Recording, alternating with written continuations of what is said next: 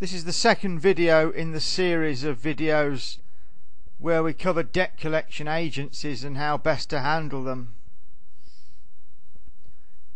And this video is on banking security.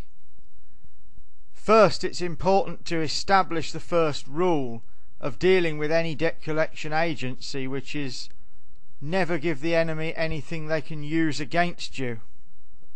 And you'd be very surprised if you haven't studied this or come across it before, exactly what they are capable of using and how they use it. And it's best to get into this mindset right at the start of not giving them anything you don't have to. Do not volunteer any information which they are able to use against you. And it's recommended that you do not communicate with them at all by telephone, but if you do, then do not telephone them without withholding the number, because they'll just note the number and bombard you with nuisance calls. Now, they'll almost certainly get the telephone number anyway, and further videos in the series will show you how to deal with this, but don't give them it on a plate. Make them get it and then deal with it in the way we suggest in the future videos. Get into this mindset of never giving them anything that they can use against you. And one of the most important steps at the start, do not ever sign any letter to a debt collection agency, because with modern technology it is not difficult to lift a signature from a letter and copy it onto a fake agreement. Now, many alleged debts need an agreement. They need an enforceable agreement to be enforced through a court of law, and in many cases this agreement simply isn't there. It's not been retained by the original lender, and without it they should not get a judgment in a court of law.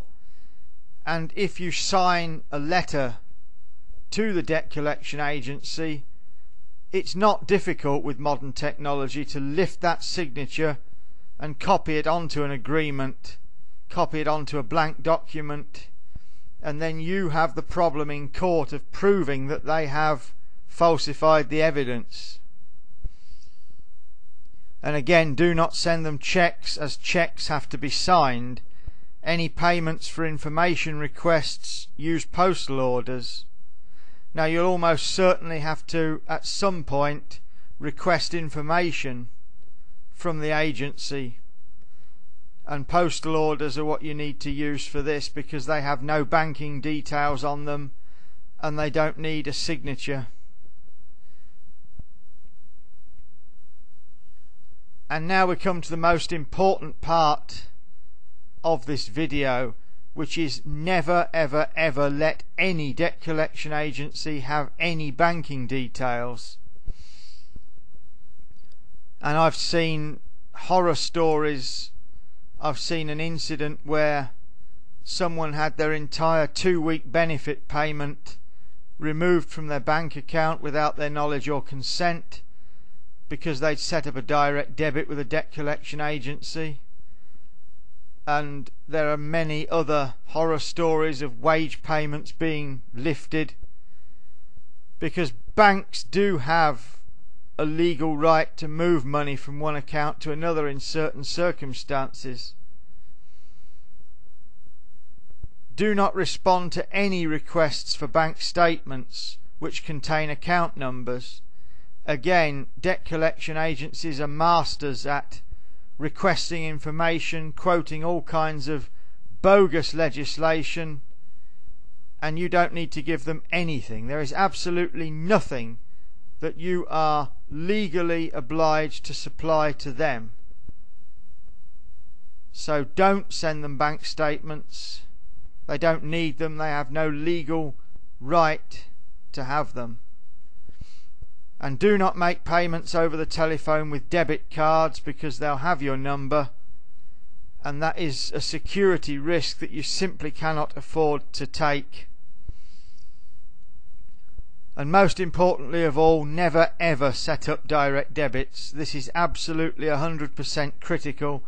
Direct debits are a security risk at the best of times, but to set up direct debits with organisations who are simply out to take as much money from you as possible, it's insanity. Do not do it.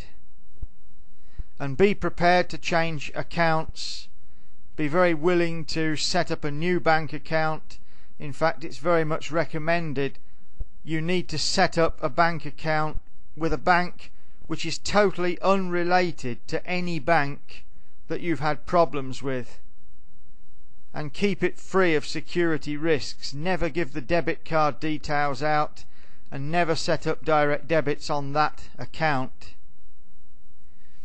If you're in a situation where you're with a utility company and they will charge you less money with a direct debit, it's always possible to open a second account and put the direct debits on there and move money from the first to the second account.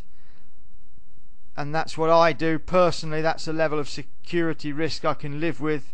Having a direct debit on the main account where my income is paid in, that is a security risk I would not be prepared to take.